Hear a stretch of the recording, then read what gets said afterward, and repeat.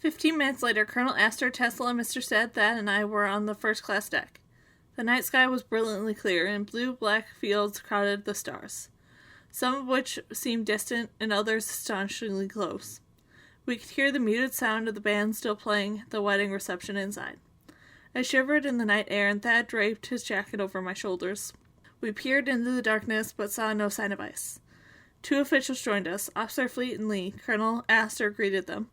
"Seen any ice, gentlemen?" "No, but Captain Smith stationed us out here tonight with the specific order to be on the lookout for it," Officer Lee replied. "Hold on," cried Officer Fleet. "Look out there." In the distance, something glowed in the giant phantom of the darkness. "We should be able to steer around that without problem," Lee said. "Let's go tell Officer Murdoch at once." "Officer Murdoch takes command at night," Colonel Astor explained to us. "He is extremely able seaman." Tesla waited until they were gone before taking his earthquake machine from the case and handing it to Thad to hold. He did seem quite calculation on the pad. "I believe we are traveling at the speed of approximately 26 knots, he murmured. "There is, the Captain Smith told me the other night that at dinner," Colonel Astor concerned. "I feel a flutter of nerves, although I expected it nearly 30 years earlier. And I remember the power of the small device." "We should stand back," I asked. "No need," Tesla assured me, as he took the device from Thad. We are quickly nearing the iceberg. It was surprised me how fast it had gone from being a white spot to looming in the distance to becoming alarmingly large. Jagged white pyramid on the right side of the ship. "We're going to hit it," I said quietly to Thad. I saw worry in Thad's eye, and he looked to Tesla to see if their plan was to make his move. Mr. Stead folded his arms and remained calm, but his eyes were locked intensely on the iceberg. Colonel Astor, who was concerned too. "All right, Tesla," he said. "Let's see what your invention of yours can really do. Your moment of truth has arrived." I'd sensed the ship was beginning to steer away from the iceberg and felt a tremendous relief.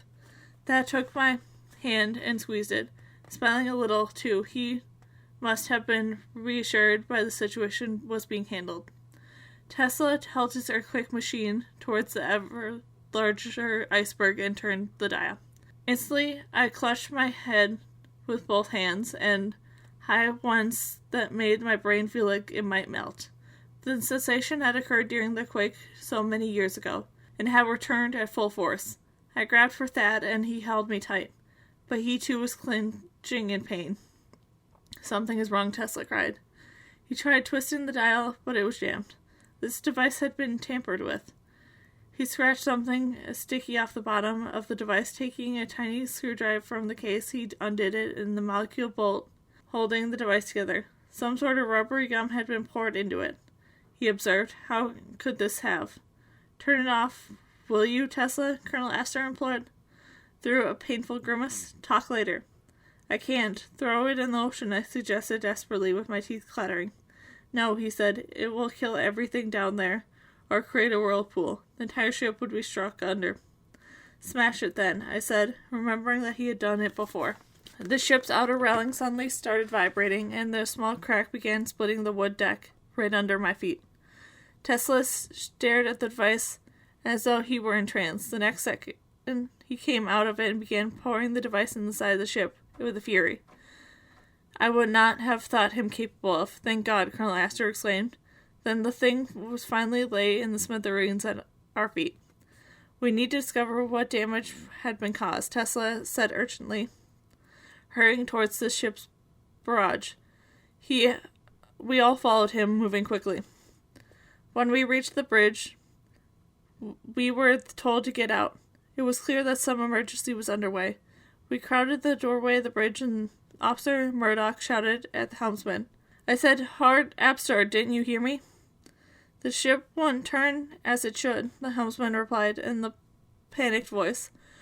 "The rudder didn't respond properly." Captain Smith rushed past us without a word, demanding to know the situation. Officer Murdoch told him that the rudder was not turning correctly. Whatever caused all the vibrating had just might have affected it. "What was that?" Captain Smith asked. "It was a terrible moment for me. All of us, probably." "Should we reveal the earthquake machine had done in putting Tesla in peril for arrest? It seemed to me that we had to. It felt a bump, and all I could at once towed it back several steps. Thad caught me hold of my elbow and kept me steady. We glanced off the side of an iceberg, Officer Murdoch announced. Tesla stepped just inside the bridge to speak. That vibration you had experienced was caused by my invention of mine. And I was attempting to shatter an iceberg by vibratory waves. Someone tampered with it and the vibrate at a rate much higher than intended. Captain Smith listened to him without comment and then turned to Officer Murdoch. Send someone to get Thomas Andrews and the ship's designer. Tell him to meet me below. I want to assess the damage. We hurried back to the wedding to tell the guests what we knew. The wedding had been scheduled to end at 11:30, and most of the guests had already left. Blythe and the Roaches were gone. The band was packing up their instruments and soon departed too.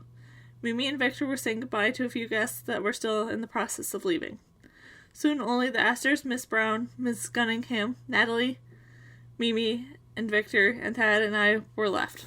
Jack, where are you? Miss Gunningham had asked Colonel Astor.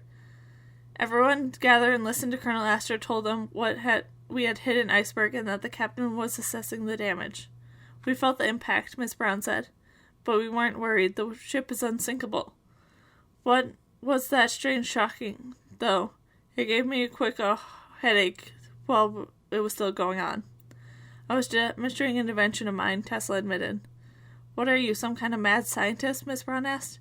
It would seem so, Tesla replied despairingly. I'm not sure there is nothing to worry about, Natalie spoke. This is the Titanic. I noticed that Mr. Stead was standing by himself in the bottom of the grand staircase, leaving Thad's side. I went to him.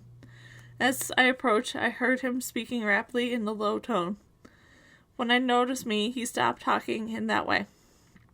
Julia has come to me, he said. This is the test of which she spoke. My destiny is before me at last, and I must meet it in the right way. Tell your sisters, tell everyone, to prepare to leave right away. He hugged me and featherly went to held on my shoulder, speaking to me urgently. Go immediately. There is not much time, as everyone is saying. Having said that, he hurried up the grand staircase. I told everyone what Mr. Stead told me. He's a brilliant journalist, except when it comes to all that Julia's nonsense, Mr. Cunningham pronounced. I, for one, am not going to get into a panic before the captain advised me to do so, which I don't believe will happen. John, I'm not feeling well. Madame Astor, can we go to our room now, please?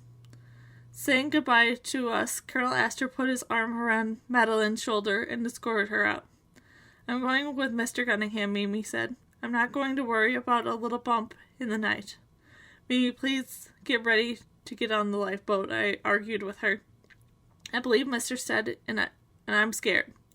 Don't be scared, Victor tried to comfort me. This crew is very capable. Anything that needs to be done will be done. I must lie down, Tesla blurted. I'm having one of my flashes. I can taste the air. I can see all the food smells in the room. It's overwhelming me. Without waiting to get to his room, Tesla climbed to the top of the table and lay down on his back, shutting his eyes. Miss Brown bade us a good night. Miss Mimi and Victor said that they would go with her. Don't be up late, Jane, Mimi advised. Get some sleep. It's nearly midnight. Let's go to the deck and see what we can find, Thad suggested, leaving Tesla asleep on the table. We went to discover the crew pulling tarps off the lifeboats. We looked at each other anxiously. You alert your sisters. We'll go wake Tesla up, Thad said. We'll meet back here in 50 minutes.